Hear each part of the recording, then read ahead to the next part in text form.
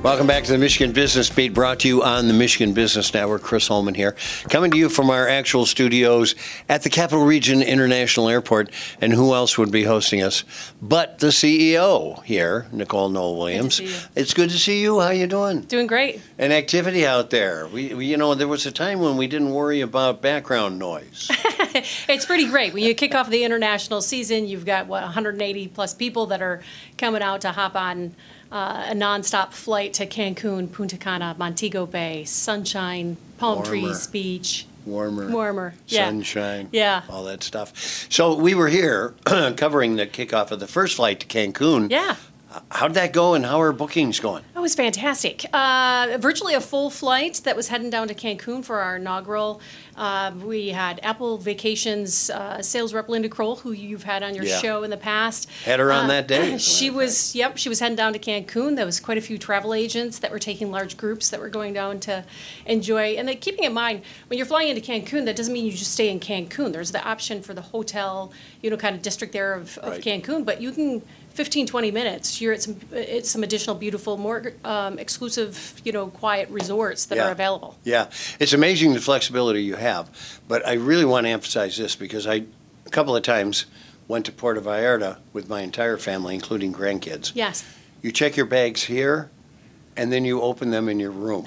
Yes. And that's it. Yeah. Yeah, and that's one thing to think about, too, because you're taking a morning flight. You're getting to your resorts pretty seamless. I mean, you get to the airport, you take a shuttle. They provide you the transportation to your hotel. Make sure you're putting your swimsuit in your carry-on bag or the top of your suitcase. So you can quickly change and start enjoying the day. Sometimes it might take a couple hours before your room is available. Right. And but don't lose any time.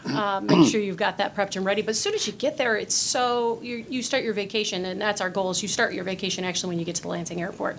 Let's make it easy, seamless. You get through TSA, get upstairs and start enjoying your trip. But when you get to those resorts, it's all inclusive. So it's your food, your drinks, your entertainment, and beautiful properties. So there's a lot of options. But I think one of the best things is, contact a local travel agent. They will help navigate you through if it's a family vacation that you want to take, or if it's a couple that want to have a little quiet time together and hang out. So it's making sure that you're, setting yourself up to really enjoy the vacation.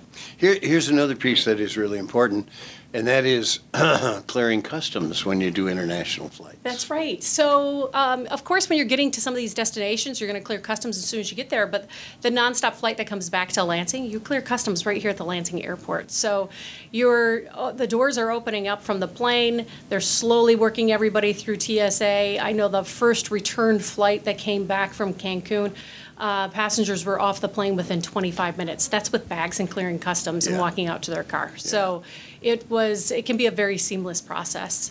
Well, and frankly, you want to get to your car quickly when you return here from a warm venue. That's right. Go get your car. Somebody goes and gets it, pulls Remote up front. start.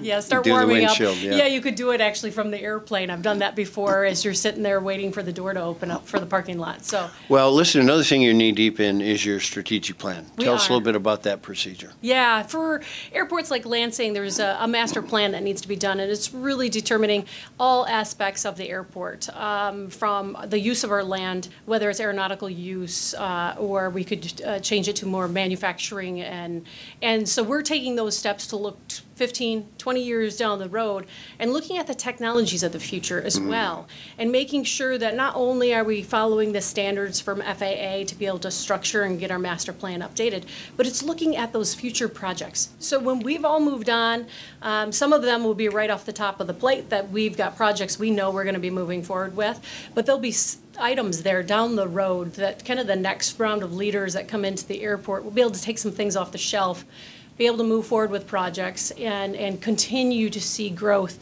in supporting really the foundation of the airport. Well, and I think one of the things I love about it, because I sat in on a couple of sessions, is the community involvement and the community input, and if nothing else, the questions they get to ask to have answered, because that's often part of the misconception of what's going on. It's so important to have diverse folks sitting around the table that understand manufacturing, that understand development, that understand all aspects from getting people on airplanes to how are we going to build a new manufacturing site. all of those players need to be at the table. So we've got a really broad view of a master plan to help sustain us for years. Well, I think people don't realize community infrastructure and how that's impacted. I mean, I remember when we lengthened our runway, and to do so, we had to redirect, what was that, DeWitt Road? Yes. And so that meant purchasing property, that meant engineers, that meant all this stuff. Yeah. So there's a lot that really goes into this. And that's so interesting you mentioned that, because we're also working on about 47 acres of land, bringing utilities in, so we're build ready. Instead of mowing this property, let's get some buildings there and help support the region. And it's within that area of where we purchased that roadway and expanded the airport runway there to the east.